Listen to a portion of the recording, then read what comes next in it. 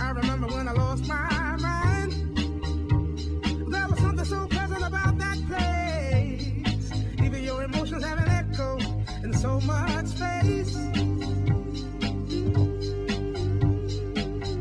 And when you're out there without care, yeah, I was out of touch.